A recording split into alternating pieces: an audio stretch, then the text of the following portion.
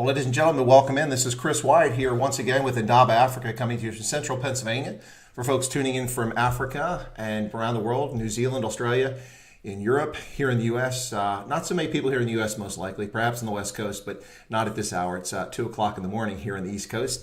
But welcome into Indaba Africa. Chris here once again.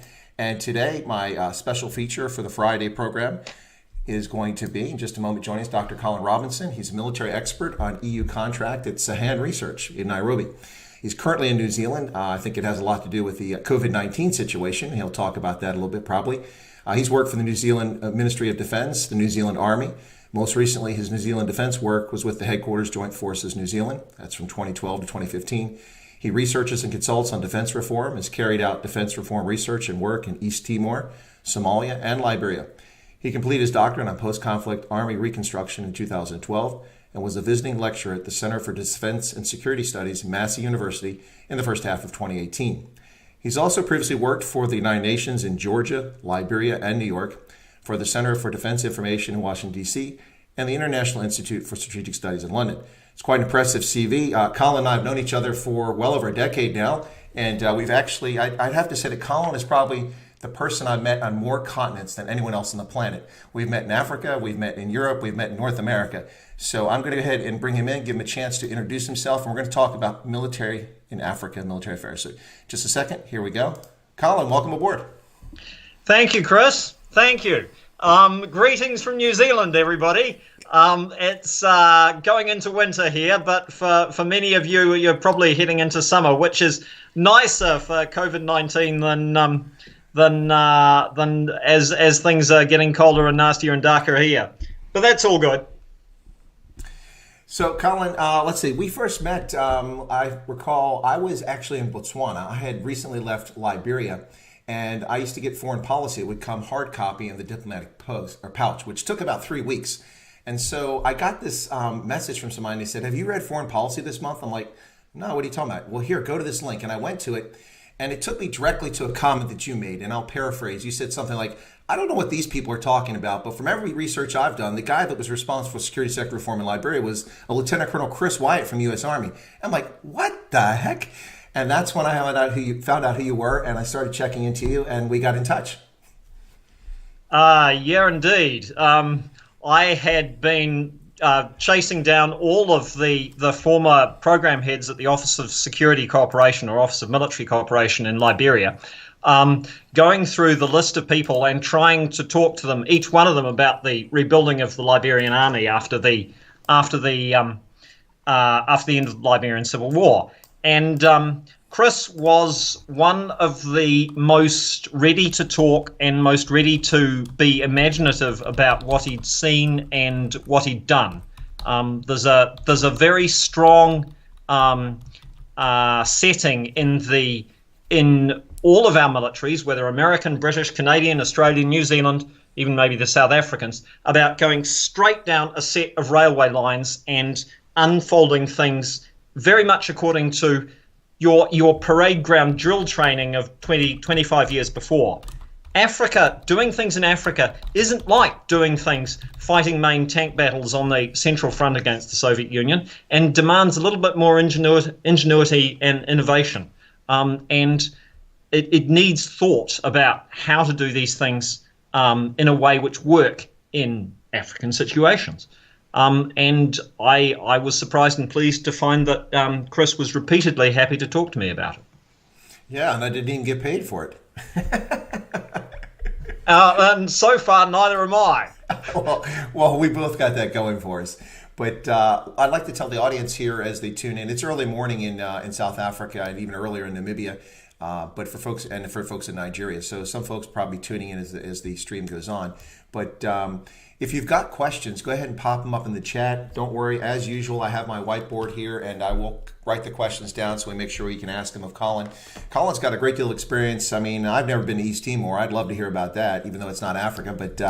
But we've talked a lot about a field that the term has kind of fallen out of favor these days, but we used to call it security sector reform. And maybe you could talk about what we currently call that in the vernacular.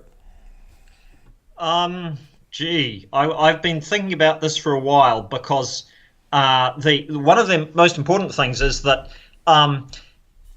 two people in a think tank in London called Safer World came up with were asked about in late 1997, early 1998 about writing something for the new British Department DFID about reducing military expenditure.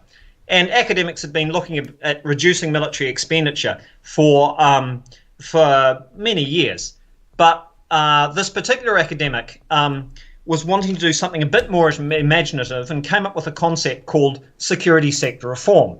Basically, let's go to the developing world and try and rebuild their democratic supervision of armed forces, their democratic accountability of armed forces.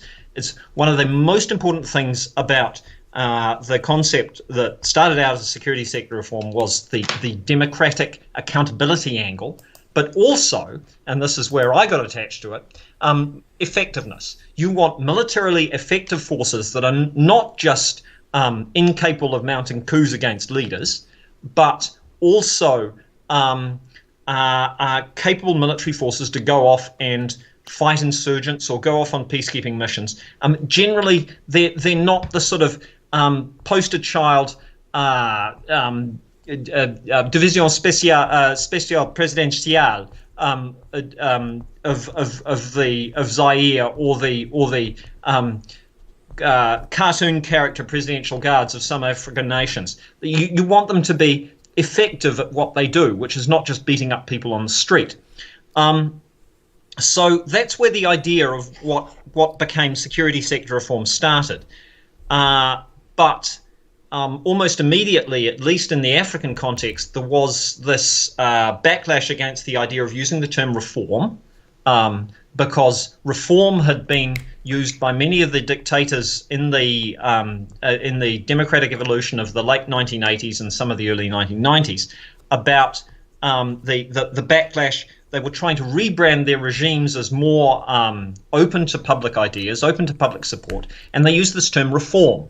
So in Africa, the term reform became an issue quite early on. And then we got this sort of idea about what is the security sector? Is it about all security forces of the state? Is it about the informal security forces, which are incredibly important in Africa, from the Arrow Boys to the Arrow Boys in Nigeria to the Mawisle in Somalia, to any of the civil militarized groups in South Africa? And where did they fit into the security sector, and how would you democratically oversee them? So the concept rapidly moved towards something. The British were the big innovators about this, and they moved towards something they called security and justice development, because also the people doing courts and prisons and police were not happy about just being called part of the security sector. This is about just honest justice before the law, innocent before proven guilty, all of that kind of thing. This can't be just described as just part of the security, state security, beating up opponents of the president. So that became security and justice development. And another 3 or 4 years later, another of the big innovators in this concept, the Van Veen, the Organisation for Economic Cooperation and Development, moved away from this even more entirely, and we got to not just security and justice development, but simply security and justice. But all of these semantics aside, the important thing for me, and the baseline aim, has not necessarily changed. It's about trying to make security or police forces or prisons or justice courts and things accountable, to democratically accountable and effective under some sort of effective and accountable to some sort of democratically arranged, representative, culturally appropriate representative government, which in Africa doesn't often look like Westminster-style democracy. So security sector reform in 1997, 1998 at Safer World, and now almost, 12, 13 years later, what would better be described, to avoid semantic problems, as security and justice, or security and justice programming. That's not to say that people are not still trying to use the term security sector reform. There are some big supporters of it. The United Nations adapted the term about 5 or 7 years ago, and they move quite slowly doing anything, so moving them off it will take a while. And Mark Sedra up in Waterloo in Canada with his Centre for Security Governance. He's talking about second generation security sector reform. But it's a really good aim to make things democratically accountable, to make security and justice across the continent, across the developing world, accountable to the people through whatever semi-democratic or culturally appropriate representative means, and to make them effective. Questions about the terminology are not necessarily the best thing to argue over. No, I think that's a good point. For me, I became familiar with the term shortly after it was introduced and studied it a bit on my own independently. It wasn't exactly something the Army focused on for me. I just did it on my own. I thought it was important. And so when I went to Liberia, actually, I think Colin and I've talked about this, I thought that the program was supposed to be over. And I got there and the 2,000 new soldiers didn't exist. There were 105 of them. And the ambassador turned to me and said, "What's the plan?" And I looked at him and said, "Isn't this your program?" No, I didn't really say that to him. That would have been a bad move. But so I came up with a plan with existing resources we had, and we worked off of it. But the thing that struck me when I first arrived is that people really didn't have any grasp of what security sector reform or whatever anybody wanted to call it really was. So everywhere I went, I kept being called, everyone called me in all sectors of society, the security sector reform guy. And I said, wait a second.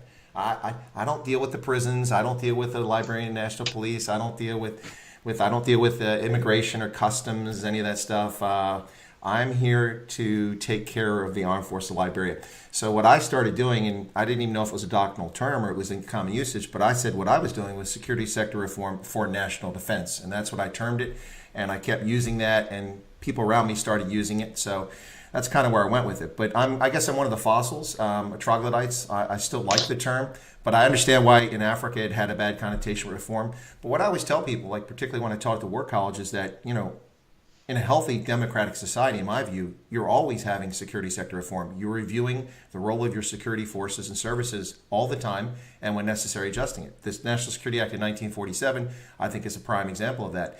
We overhauled the way we did business, and we changed it, created the Department of the Air Force, changed things around. And we've done that on a few different occasions in our history. So I think in a healthy society, you should be looking at that sector. Whether you call it security and justice or you call it security sector reform, I just think it's a healthy thing to do.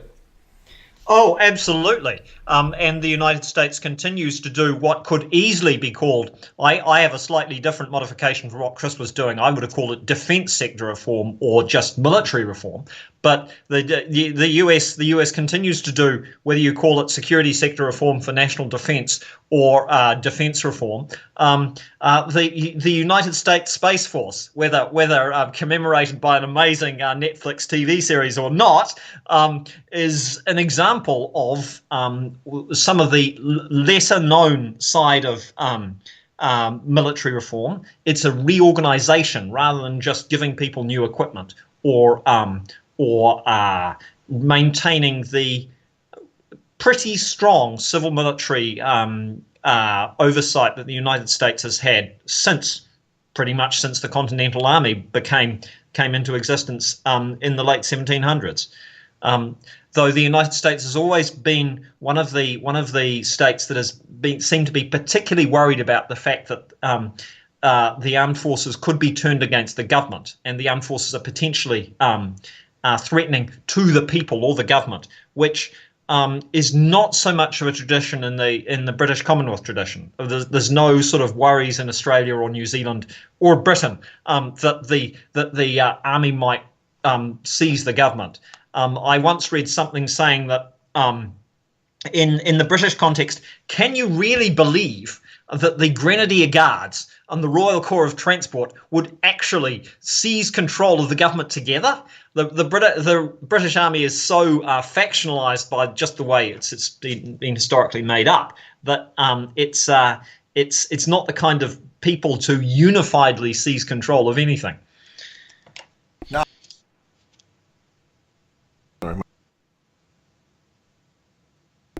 There it is. Okay, I get your point, but I hope you can, or I'm sure that you can appreciate the historical reality here that the British Army did take over and occupy people's homes and that's directly in our Constitution that prevents our military from using people's homes for quartering.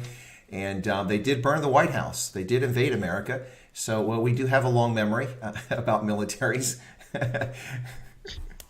Oh, sure, indeed, absolutely, completely. The question is whether you believe a foreign military is always going to be a nasty thing to any foreigners it comes across. Whether you need to distrust your own military that much, it would be the British Commonwealth perspective on that. No, I got yes, you. It's just a political philosophy. It's just angles of different political philosophy. No, but it comes, yeah, exactly. And it comes out of our colonial experience here, in which the colonists felt that they were being, in many ways, oppressed by the British military and the Crown. And so they put measures in place to ensure that a military would never be a threat to civil society. At least that was their intent. Oh, absolutely. A foreign invading army doesn't necessarily do things happily, do things nicely, and will requisition barracks if it wants to. Whether if they think they need barracks accommodation, they need to billet people on people's houses. They're the highest the most powerful force in that particular place. Yeah, they will do that. Completely, I can understand. The American Revolution is just about the second and the most important of all the revolutions that have taken place since. So this it's a great beacon of hope up until very recently, up until about 2016-17. The United States was a real beacon of hope for a large part of the developing world. The American dream, absolutely. So we're going to get into some questions that some of the folks have. They're asking a lot about South Africa. There's a lot of South African viewers on right now. But let's talk a little bit more specifically about Africa, since the topic is military assistance in Africa. If you look around the continent, there are some obvious donors or arms sellers or partners for African countries. And when you think of that, which countries come to mind for you when it comes to military assistance in Africa? The biggest countries for military assistance in Africa, the biggest country that comes to mind is France. Now, that's not necessarily the one that comes right up to the top of the mind of the viewers in South Africa. For that, it's under the table, but a major component of South Africa's military engagement has been Israel. But over much of sub-Saharan Africa, the French are the big players, have been the big players since they left their colonies, or didn't leave their colonies behind in the 1960s. The British have also been important. Basically, everywhere where a former colonizing country has not really left its former colonies, they've stayed there. And the French were in many cases the power behind the throne in many places for decades afterwards. Coming along here also, China has been a factor in places like Tanzania, and very briefly in the Congo in the early 1960s, and the United States has also been a factor very recently in a historical tradition stretching on from the 1960s in Somalia, but also right up top where we don't usually think about these things. I'm more of a sub-Saharan guy, but since 1977, the United States has put roughly 1.3 billion US dollars a year into the Egyptian armed forces, which is why they're running around in Abrams tanks and Apache attack helicopters nowadays, not with particularly good results. Well, yeah, in fact, that's often lost on people. The Camp David Accords, one of the results was the assistance we give to Israel and we give to Egypt. We give Egypt about $800 million of economic assistance when there's not restrictions, which there were briefly with the Muslim Brotherhood. And then, as you said, over $1 billion, 1.3 billion dollars per year in military assistance. And of course, Israel gets more than that. And that was part of the Camp David deal. But we've also, in recent history, sold Morocco $300 million worth of M1 Abrams tanks. And the good news for Morocco is that came out of their own funding. That's not grant money. They actually bought that with their own money. It just shows an indicator of how strong their economy's been in the past decade or so. So China, one thing that a South African general officer told me at the Pentagon several years ago when they were running around looking for weapons of mass destruction in Iraq, and he said to me, you guys are looking for, chemical weapons, nuclear weapons. In Africa, an AK-47 is a weapon of mass destruction. People wreak havoc with AK-47s. And of course, a lot of those are either Chinese produced or Chinese knockoffs of the actual AK-47. So you find those all over Africa.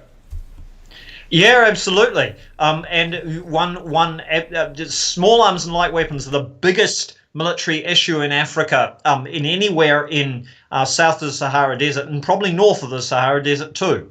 And even more fundamentally, 800,000 people died at the arms of their fellow countrymen, at their fellow countrymen's hands, with mostly killed with machetes in Rwanda. African military forces don't really need to be obsessed with high-tech weaponry and highly sophisticated things. You can do the lesson from the British Commonwealth military tradition and really the United States of America too, is that training and reasonably simple weaponry will win you anything.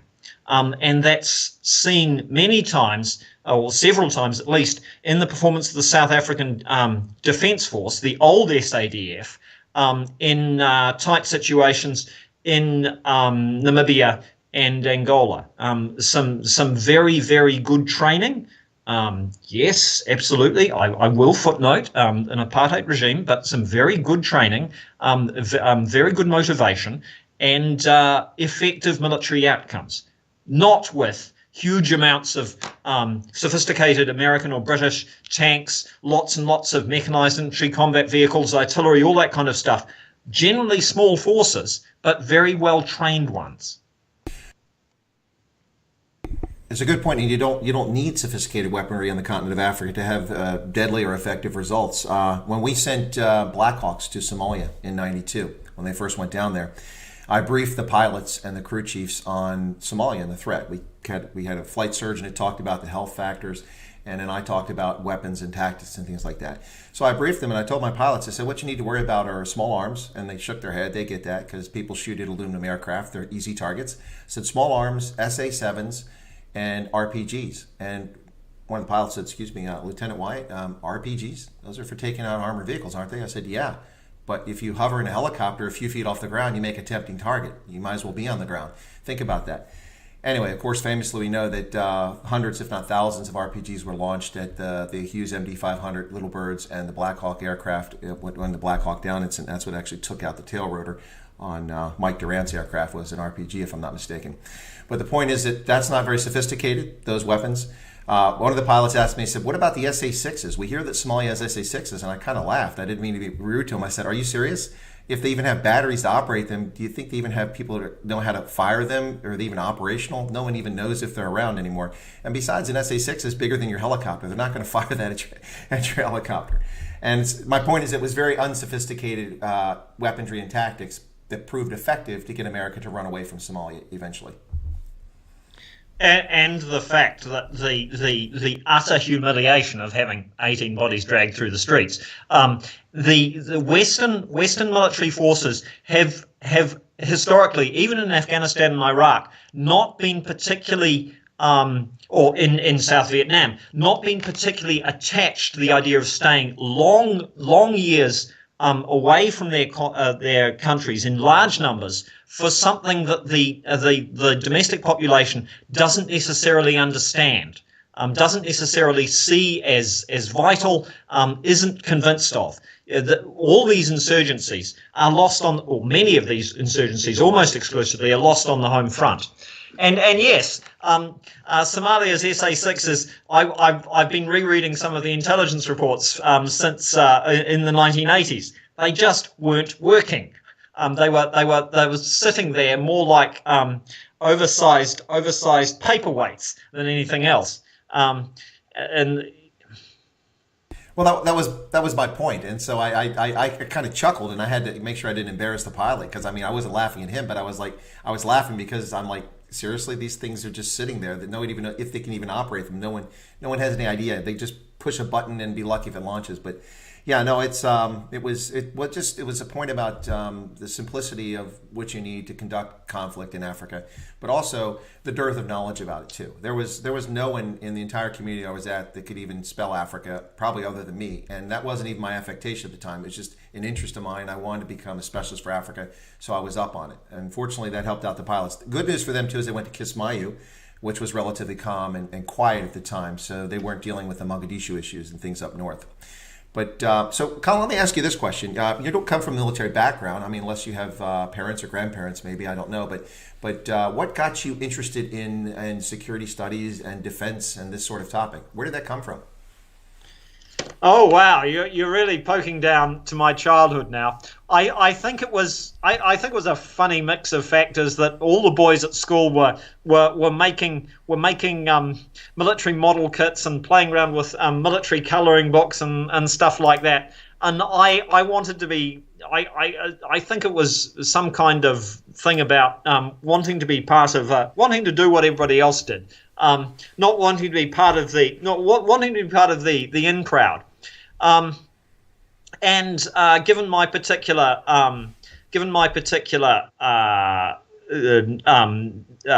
scholarly aspect on things, I rapidly started reading and trying to find out stuff and trying to figure out stuff, and eventually started on trying to make a list of every military unit in the entire world. With 180 selected nations, I was going to compile the order of battle of 180 nations in the world. And I rapidly discovered that was a little bit too hard. And that went down to 50 nations, and by the time I was 15, it had reduced itself to about 18. And that is something I'm still doing now. But the idea of being able to being able to control the environment a bit by understanding what nasty things there are out there, I suppose, would be the intrinsic base psychologically. It's a funny one. You never quite understand your own motives. You've got some background with East Timor, and you've also been to Georgia and worked at IISS and places like that. But you have an affinity for Africa. You've done a lot with Africa. What drove you towards Africa? I know why I have an interest in Africa, but what got you interested in Africa? That's not a normal sort of thing for a Kiwi to be tromping off to Africa, is it? It's not really a normal sort of thing to be trumping off to Africa. Except for the All Blacks to get stomped at Ellis Park. I should mention that. That is normal. But anyway. No, it's not normal. When we are properly looked after the night before the game, we kill the South Africans. Are you seriously going to bring up this fiction of food poisoning from the '95 World Cup? Is that where this is coming from? Of course, always.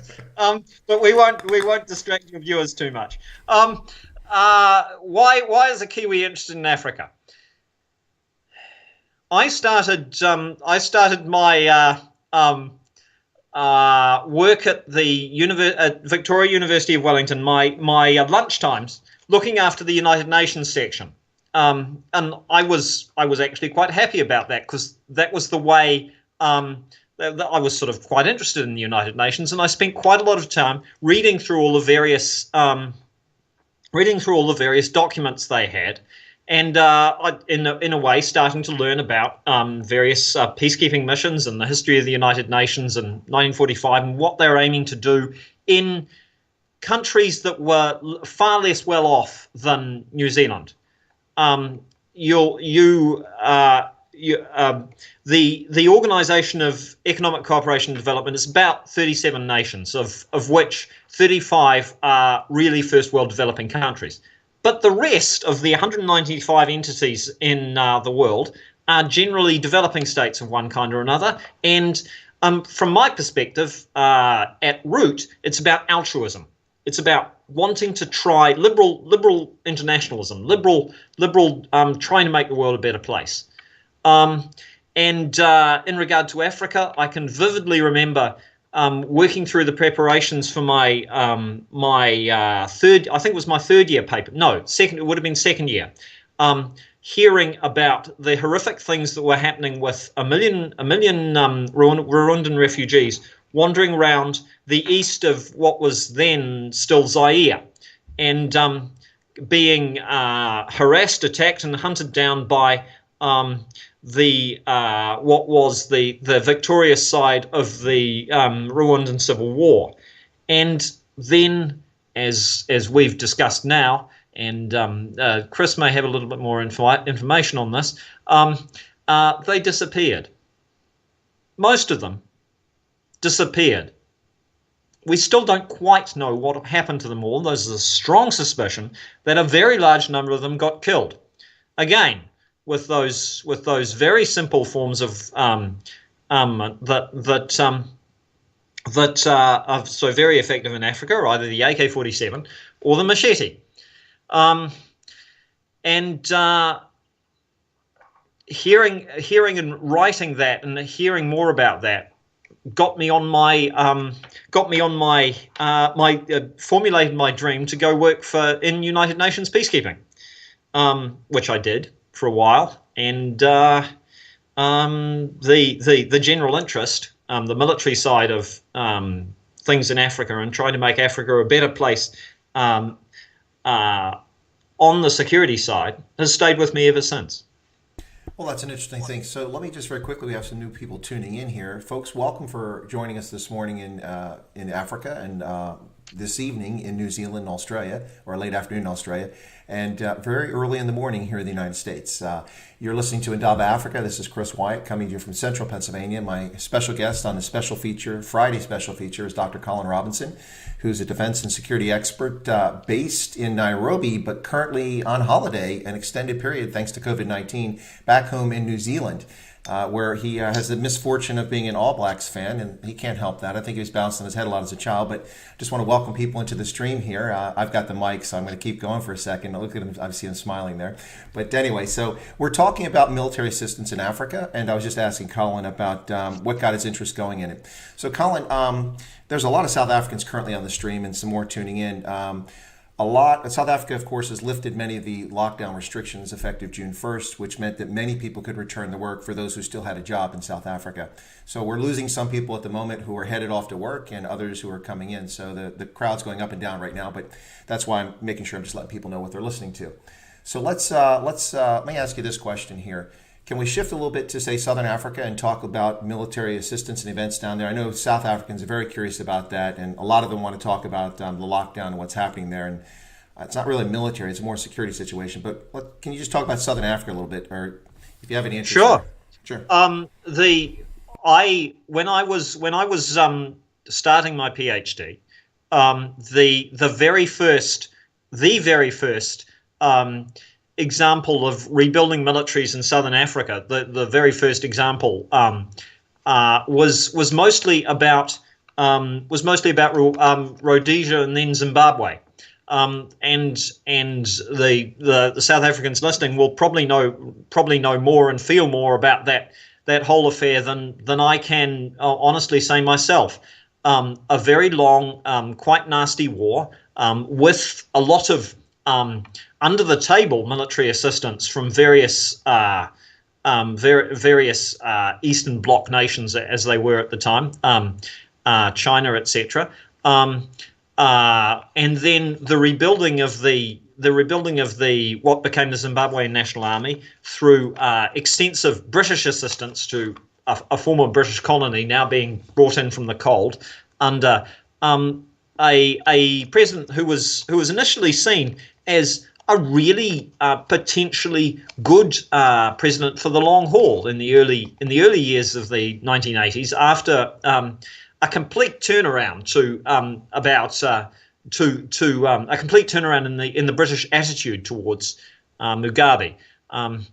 And British military assistance, significant British military assistance, began flowing to rebuild the Rhodesian, now Zimbabwean army in some sort of organized, functioning way, bringing in both the ZANU and ZAPU, different groups, but from different tribes, into a new army.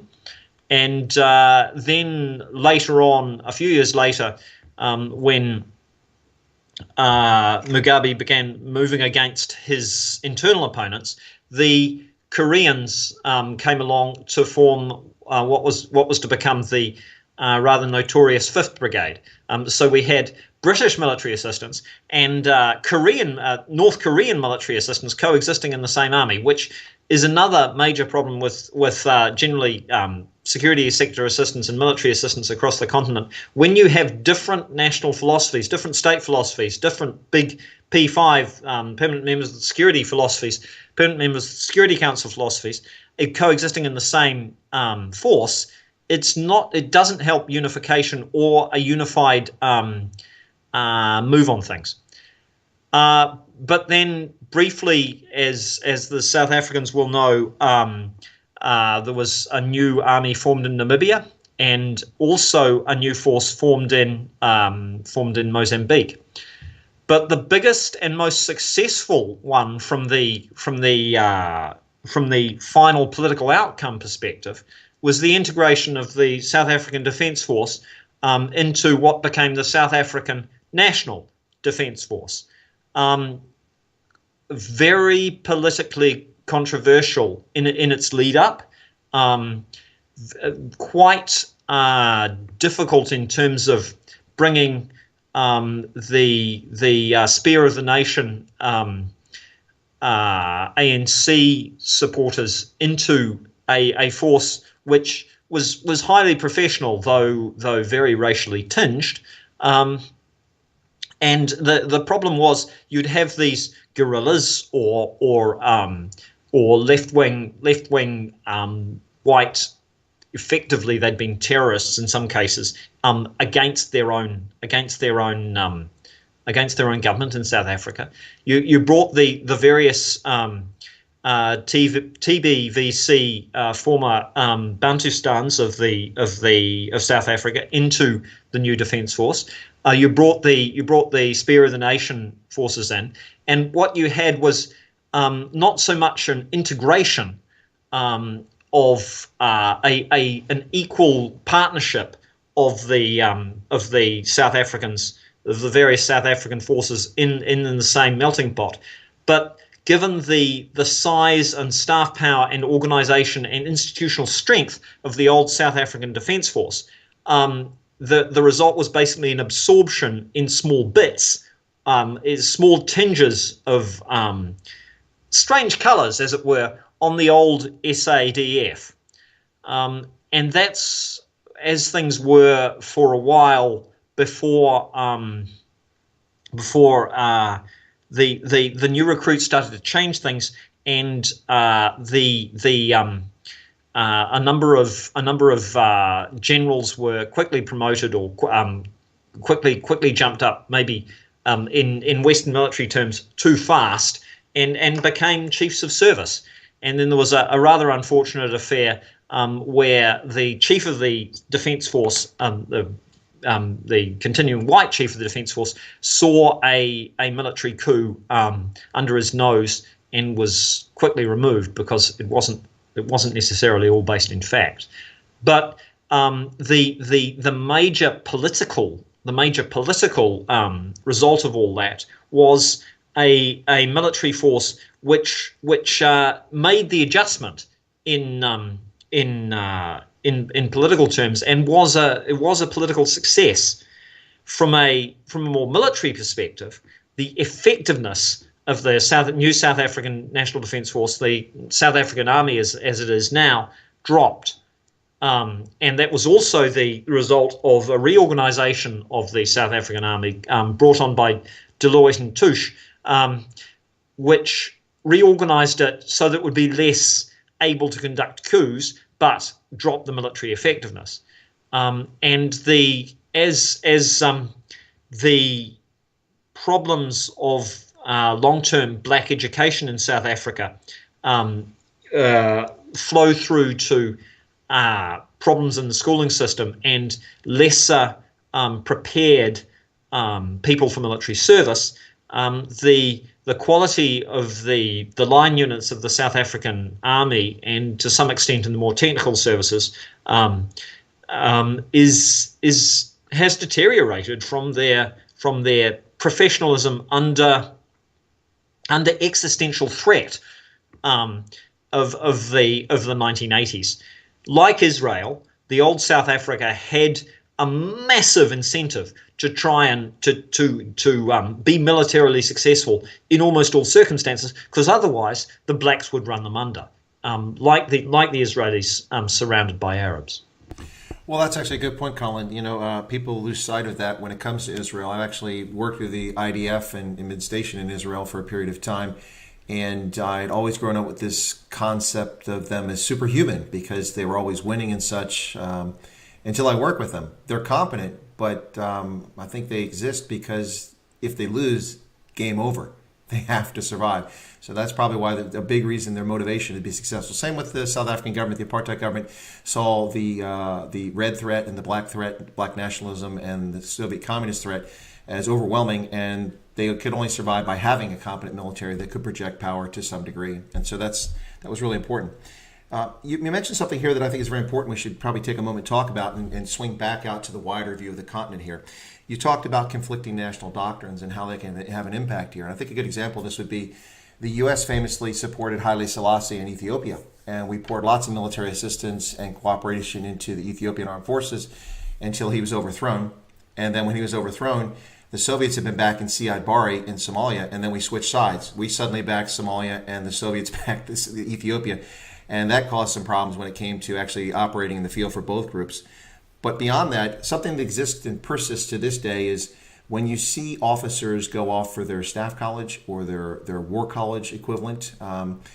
A lot of countries don't have these different schools at home domestically, so they have to wait for slots or invitations to send someone to India or to the UK or to Australia or to the US, Canada, something like that. And you get or South Africa, or South Africa. Well, and Nigeria too. Nigeria takes students as well. And you get these different backgrounds. People come back from going to the Indian War College, where they learn something very different than, say, going to Ottawa and learning what they teach in Ottawa.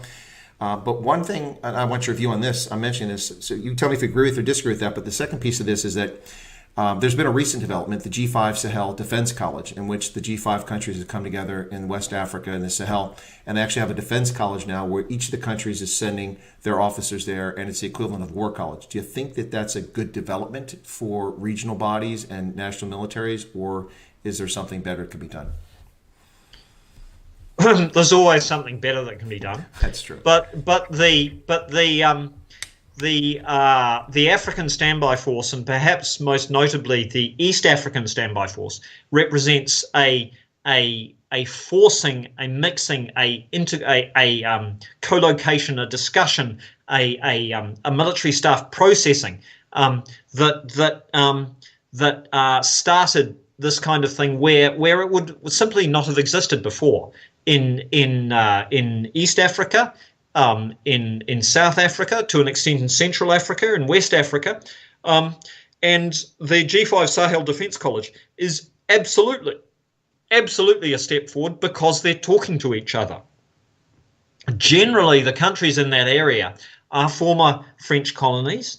Generally, they will be operating under the whole French military philosophy of the sort of Franc-Afrique modified French military philosophy that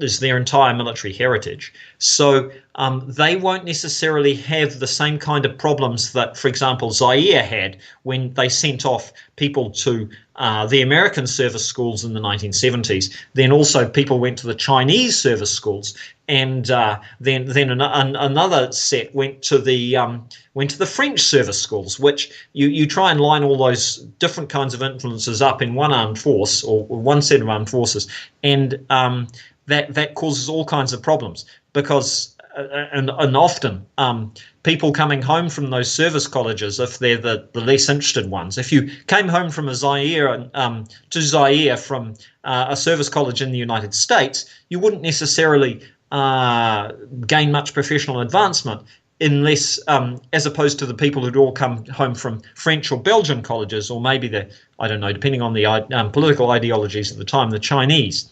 It is not a particularly good idea that to try and bring in different military philosophies. You either have to come up with your own one, which is strongly propagated at all possible, because otherwise they simply clash. The different ways of doing things don't help. But generally, anything that gets African officers talking to each other, interacting with each other, and working with each other is a good thing. And for that reason, I think the G5 Sahel Defence College is a great idea. As is, though, with potentially possibly more sinister reasons, the African Land Forces Summit that US Army Africa does. It's about inculcating US views and US perspectives on the way things ought to be done. I'll agree that is a cynical view of it. I actually participated in the inaugural African Land Forces Summit, and I nearly died on a flight from South Africa back to Virginia. I had a gallstone and had to go into emergency surgery after 18 hours or 17 and a half hours on a plane. And I also most recently participated in Malawi a couple of years ago when they did it there. Yeah, I agree that getting people together to talk, but Africa Command has done some things beyond that with multinational exercises taking place, maritime exercises, and also had a communications exercise. It was Africa Endeavor that was all over the continent for a long time, just to build communications capabilities for African militaries. But there's a couple things in the chat. Let me cover here real quick. So Andre Prinz mentioned in the chat, he asked a question about South African military, and I'll answer this. If you've got something to add to it, that's great. But about isn't our military, the SANDF, 70% HIV positive? No, that's not actually accurate. What is accurate is that several of the infantry battalions, the South African infantry battalions, have had instances in which as many as 70% or more of the soldiers in the infantry battalion were HIV positive. But the force as a whole is not 70% HIV positive. Those figures are not released to the public, at least not recently. They made a mistake about 10, 12 years, well, 15 years ago now, when they were doing peacekeeping operations, and they were having a hard time bringing units to the missions because they were adhering to then the United Nations advice not to send HIV positive soldiers on mission. That was later adjusted, but at the time, they weren't doing it. So when they gave the mission to, say, for instance, SA1 battalion, they couldn't deploy the battalion because 2/3 of the battalion or more were HIV positive, and they had to form a composite unit. So that became a problem for them. Did you want to add to that, Colin, or is there something you have to add to that, or no? Well, Chris has participated in several capacities with the various the various very generous US anti-HIV actions as applied to. There's more general civilian ones, but there's also US actions working on HIV response and awareness inside militaries. So I'm not surprised he can come up with that instant answer. Generally, it's a major problem and needs to be managed.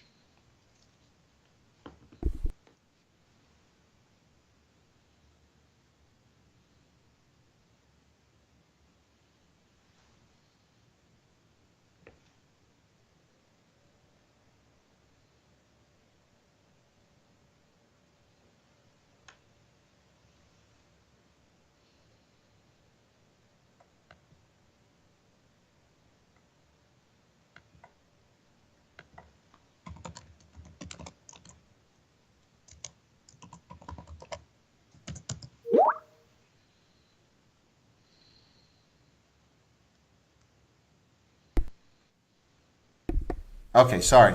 Okay, Colin. Yeah, okay. My mic, I guess I didn't push the button in far enough. Sorry about that. Yeah, sorry. Thank you, Andre. Yeah, so let me get back to it. So Christo had a question here about South Africa specifically. He was asking about what we think about the prospects for a potential coup or something, an overthrow of the ANC government. There's also some people talking about secession. I'm not one of the people propagating this chat, but there's a lot of chatter on social media and behind the scenes taking place in South Africa. A lot of people are very disgruntled. Do you have any thoughts on potential for that? I think it would be catastrophic for South Africa, but do you have anything to add on that? Oh, all of that, all of those ideas is backup. The only successful secessions that seem to have taken place in Africa since the 1964 Cairo Declaration have been the unfinished ones. Though South Sudan and Eritrea, the two I'm talking about, have not necessarily been a success themselves. But a military coup would be ridiculous. And I would guess, though Chris might have more to say on this, that the South African army is not really the kind of army still that would consider doing so. whether the ANC has problems or not, and yes, it does have a severe set of problems. It's a corrupt mess, a corrupt exploitative mess. It is the civilian government, and bringing the armed forces in is just simply not what they do, and they're not very good at it. So these rumours may be circulating, but and it's possible that they're being discussed in barracks rooms as well as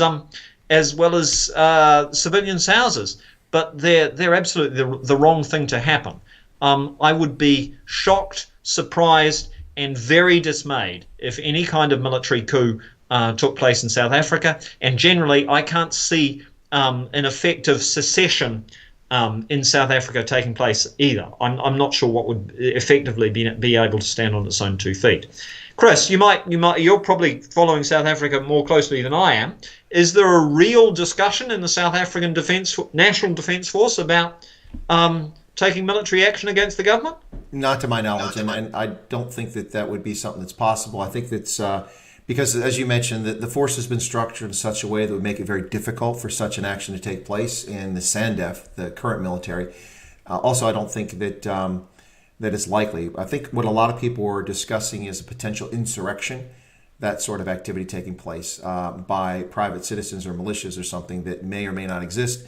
I think that it would be a dangerous situation. Also, the same with secession. A lot of my viewers have been asking me to bring a guest on to talk. This is not for you and I, but a guest to talk about secession in South Africa. And I've been reticent to do it because I want to find the right guest if I'm going to do it because it's a topic that needs to be talked about very seriously because it's a very dangerous topic. If you were actually to go about this, doing it, it's not been successful. Biafra did not go very well. That was a horrible situation. And it's a very difficult situation. So I'm not going to really delve into that. Well, that's not a particular problem in terms of my expertise, Chris. But very briefly, what sort of secessions are being discussed? Are we talking a white enclave like this business with Azania? Or are we talking individual bits that might have access to the sea? No, there's a lot of people with supposition that the Western Cape would secede as an independent country. For those who live in the Western Cape, which is primarily whites and coloreds, but there are also a large number of black Africans who live there too. It's a topic that's coming up a lot. I don't think that it's. I think the better approach here is a question was asked by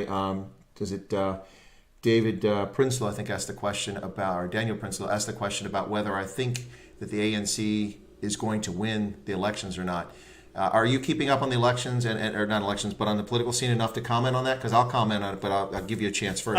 The ANC is still. You may follow on and correct me slightly. I'm what I've seen of the brief amounts of things about South Africa in terms of following the political situation is the ANC is still not quite going to be knocked off its perch. There's an enormous amount of respect and hope and reverence for the party that removed white rule, and over 25 years since 1995, that the colossal misbehaviour, corruption, and maldealing that the various parts of the ANC has carried out has taken a lot of that away, and the Democratic Alliance is gaining strength. But nothing that I've seen that indicates that the South Africa that the ANC is going to lose total power. No, absolutely no. They're going to be in power for a while to come. 1 or 2 elections at least. Well, the key there, of course, is that the next national elections aren't until 2024. So they're going to remain in power until then, unless something bizarre happens, which would be unusual. So they're going to remain in power at the national level. But I think a lot of people are starting to pay attention to the 2021 municipal elections. In 2016, the ANC they did lose control of all the major metropolitan areas with the exception of Bloemfontein and Durban. They lost Cape Town, they lost Nelson Mandela Bay, Pretoria, Shwana, and Johannesburg. And in each of those places, the Democratic Alliance, for instance, was within striking range of taking a simple majority, which could have let them rule without a coalition. But only in Cape Town were they able to do that. In Nelson Mandela Bay, where they've traditionally polled in the 30s or lower, they got 45% of the vote. Now, a lot of it was tied to the anger over the state corruption, the state capture that was taking place in Jacob Zuma. But what's happening now is an awful lot of South Africans are losing touch with that tie to the Historical Liberation Party as a consequence of what's happening with South Africa and the government banning tobacco. And these lockdowns are causing a lot of anger in townships and rural areas that affect more than just white South Africans or coloreds or Indians. It's folks across the board. So I think a lot of people paying close attention to that. I think it's a very real possibility that in 2021, if the opposition, whether it's a combination of opposition parties or the Democratic Alliance outright, I think it'd be very easy for the ANC to lose all the major metropolitan areas with the exception of Durban, because they're not going to lose Durban or Bloemfontein. The support's just too strong there traditionally. But they nearly lost Gauteng, the most powerful province on the continent, in this last election. They nearly lost it. The ANC did. They came that close. And the reason they did is because the opposition party, even though it kind of lost its way in the view of many people in that party, it did manage to draw a significant percentage of the black vote in Gauteng province. And in municipal elections, which traditionally have much lower turnout, which tends to favor an opposition party, they have a chance. So we'll see what happens. But it's too difficult to predict. It's kind of far off. We got a year to go yet. If I can just turn this round for a moment, Chris. Sure. We're talking about military assistance in Africa. Only this last 9 months has seen a Russian ship and a Chinese ship and South African warships turn up and conduct military exercises in close proximity to the South African shores, with the invitation and participation of the South African government. What does that mean, really, for where the South African military is going? If you're asking me, I don't take much notice of it. It's not a big deal from my perspective. From what I've seen from the SANDF, they've historically, in the past 2 decades, tried to balance requests in cooperation with foreign militaries. You got to remember, of course, that Pretoria has one of the highest numbers of diplomatic missions for any national capital around the world. Of course, DC has the most. We have more countries represented in DC than anywhere else. But Pretoria also has a lot. There's something like 80-some diplomatic missions in Pretoria. And they, all of them, of course, come and offer, can we help you with this military thing? Can we do this training for you? Can we offer this assistance? And it's always a balancing act. And for a long time, they didn't do much of anything with the Chinese or with the Russians when it comes to military. That is a recent development, as you said, but I think we have to see more whether it's a trend or not. They also, for the first time ever, did a military exercise with 800 U.S. Marines just a few years ago. That had never happened before either. So if we looked at that one-off event, and in the Northern Cape looked at 800 U.S. Marines were out on an exercise with the South African National Defense Force, people were like, what's going on with U.S. and South African relations? Are they closer now? No. It's just a part of something they were hoping to achieve, and they were balancing requests from friends, partners, and allies. So there may be something to it. I know a lot of people in South Africa go, of course that's happening. They're so close to the Chinese communists. Maybe, maybe not. I think it's just a matter of them balancing requests and taking advantage of things. But the South African Navy is not a threat to anyone except themselves, so I wouldn't worry about them. Yes, and that exactly comes back to the problems with what I was talking about schooling in South Africa. The more you have the population of the armed forces, the recruits coming into the armed forces, drawn from the schools which were given no attention whatsoever, or given very little attention, given horrific amounts of resources and interest from the government for 80 plus years. If you balance the population distribution with the general population of the armed forces, you get people who aren't necessarily ready to serve in highly technical services, which is a real shame, because South Africa is generally a particular a force for good on the African continent. Its military forces anyway. Well, I think that's a fair argument you can make in the majority of the missions they've been involved in, whether it's been in the Congo or in Ethiopia, Eritrea, sending observers, or in the Central African Republic, although that wasn't a particularly good example, but Burundi is a better one. In most of the places where the South African National Defense Force has gone, they've done a good job. But they've also had instances where they've been the ones running the prostitution rings and selling weapons and things like that. So, but to me, it always comes down to the leadership of the unit that's deployed. It's a similar thing with Nigerian forces. When you see Nigerian forces in missions, you'll get top-notch professional military forces, and then you get guys that run around involved in criminal activity. It all comes down to who the battalion commander is and his staff and what they tolerate, whether they're professional or not. At least that's been my experience. Indeed, indeed. And it's the same things with the Ukrainians in Bosnia. Some people, generally, they seem to have particularly bad leadership, and generally, there's some very nasty things going on. I would argue. In fact, when I was in Tuzla, the Russian brigade, which was part of our division, now picture that. The Multinational Division North had a U.S. and a Russian brigade side by side. Every morning at the battle update brief, I sat next to a Russian general who was in charge of that brigade for a briefing, a classified briefing. When people say militaries can't cooperate, we used to give classified information to the Russians. Obviously not the secrets to the palace, but information that was classified nonetheless. So militaries can cooperate, even those who are mortal enemies at some point. We worked very effectively in that time frame with the Russians in Bosnia. Yeah, and the same thing also with a current African conflict zone. You have the Indians and the Pakistanis shooting at each other on the Sikkim Glacier, the roof of the world, right up in the Himalayas. And meanwhile, you have an Indian brigade and a Pakistani brigade sitting right next door to each other in the eastern Congo, both part of MONUSCO, and happily cooperating and happily following their old British staff rituals. It's a funny world sometimes. No, absolutely. It sure is. Let me see if there's any other questions here that I want to highlight and bring up very quickly, because we're up on the hour here, Colin. I don't want to keep you too much longer over your time. I'm just trying to see if there was one more thing I want to jump in here. Let me see. Yeah, there's some people jumping in the chat here talking about being smart about, staying within the legal system and dealing with things from a legal perspective. I think that's wise. But let me ask you this as we get close to the end here, Colin.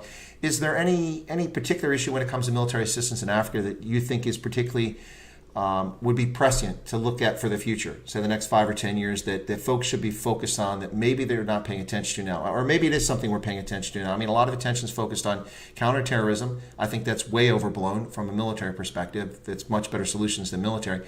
But the Sahel is another area where there's a lot of attention focused. Is there something that you can think of that folks might want to pay attention to in the next 5 to 10 years? Yeah, it's not about counterterrorism. The United States would be far better off focusing on building the democratic systems of most of the African countries it's doing counter-terrorist advice for, and supporting their democratic evolution rather than the over-militarized foreign policy which it has at the moment. Counter-terrorism seems to be, as far as I can tell from Somalia and most of the other places I'm looking at, the wrong approach. But more generally, what should people be thinking of in terms of military assistance and things like this? Sometimes you or almost always, invariably, you support the central government's military. In Somalia, where I'm working on right now, it is not necessarily the best option because you won't get the military outcomes that you're looking for the best way by supporting just the central government's armed forces. You want to be seriously thinking about supporting subnational polities and entities to look after their security, their military dominance of their own specific areas from the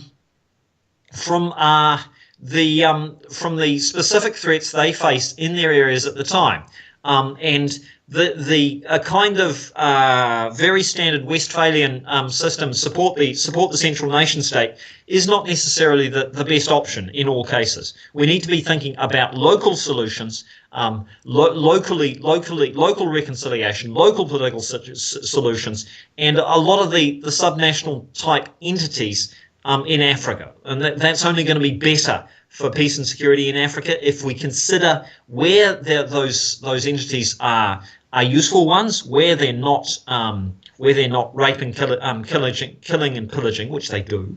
But in some cases, they'll be better to support than the central government. Well, I think that's a good point there. There's a question here very quickly before we run off from Daniel Prinsloo again. He's got another good question. He's asking, this isn't necessarily about military assistance, but he's asking, Ramaphosa recently obtained 500 billion rand for COVID-19. Where did he get the money? And from which organization keeping an eye on where he's spending it? Well, he didn't get 500 billion rand. He announced the 500 billion rand relief program, which isn't funded. They have denied applications for all sorts of businesses, and not just for minority-owned businesses, which is what a lot of people think, because the money just simply doesn't exist. They are going back to the World Bank, who they arrogantly told they wouldn't borrow money from because they guard their sovereignty. Of course, they didn't do a very good analysis on that. As I predicted, the World Bank is handing out money like bubble gum for countries that are developing in Africa with almost no structural adjustment conditions whatsoever and interest rates of 1%, which after inflation is actually you're paying back less money. So the ANC said they weren't going to go to the World Bank, and I cautioned that they probably should rethink that policy. They have. So they've gone to the World Bank, the African Development Bank. They've asked China for money, but China has not coughed up anything yet. So I'm not sure where they're going to get it short of expropriation without compensation and raiding people's retirement accounts. I don't know where they're going to get it. But that money doesn't exist. That's just what they announced, and they haven't been paying that out. Most of the money that they got. And while we're on that kind of subject, Chris, the Chinese are pulling in their loans, or trying to call in their loans in the middle of COVID-19. Do you think that's a particularly wise idea, and do you think they're going to be successful in getting the African states to send money back that they've often treated as entitlements? No, it's quite bizarre, actually, Colin, because the Chinese are doing multiple things. As you mentioned, there's an effort to call in loans in some countries on a bilateral basis. But at the same time, they've also promised $100 million for the World Bank and IMF debt relief program. The World Bank and IMF announced debt relief for 19 African countries, and the Brits gave $180 million up front. Japan gave $100 million up front. And China promised $100 million. They've not delivered to my knowledge. So while they're doing that, I think that's just strategic communications, another term that's fallen in disfavor, but I still like. But I think that's just strategic communications on their part. China's trying to craft a narrative like most countries will try to do to suit their benefit, their advantage. So it's psychotic in some respects. It's almost as if one hand doesn't know what the other's doing when it comes to their strategic policy in Africa right now. And I think it's because that's not unusual, Chris. Think about what the Department of State and the Department of Defense, or even different bits of the Department of Defense, can do. So it might be just the trials of a rising empire, as opposed to the trials of a declining empires in terms of the Brits and Americans. Well, I would disagree that America's empire is declining, that we don't have an empire, and we're not declining. But anyway, seriously.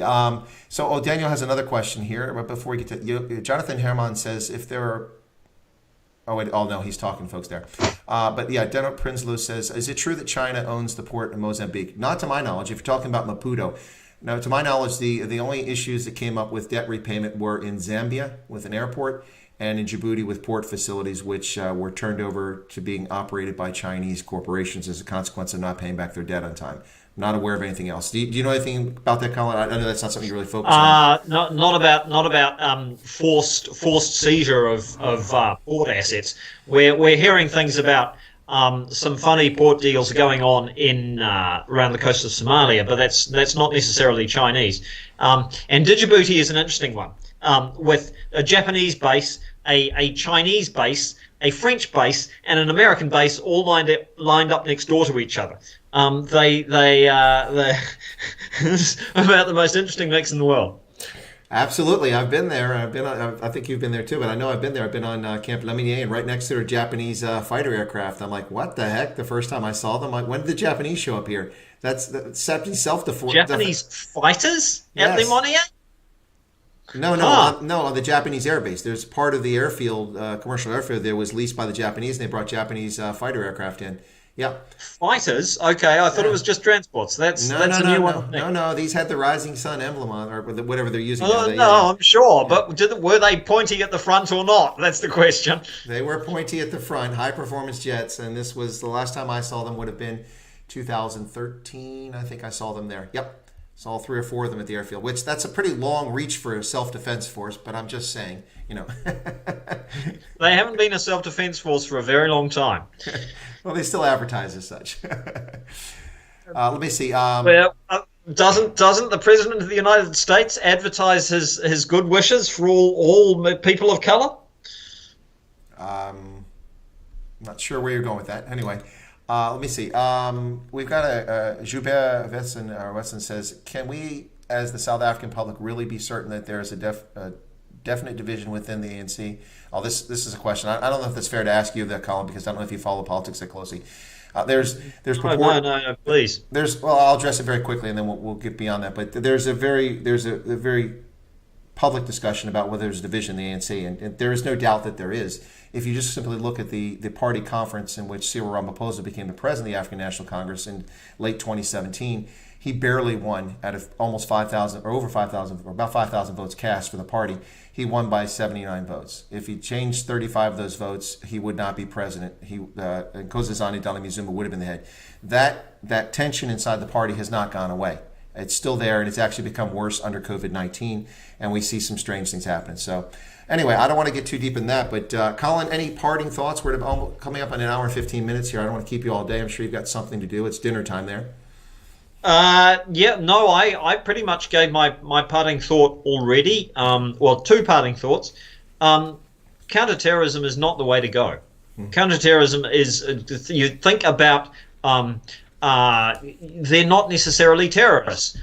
Some of you will have heard of or read the amazing book by David Kilcullen called The Accidental Guerrilla.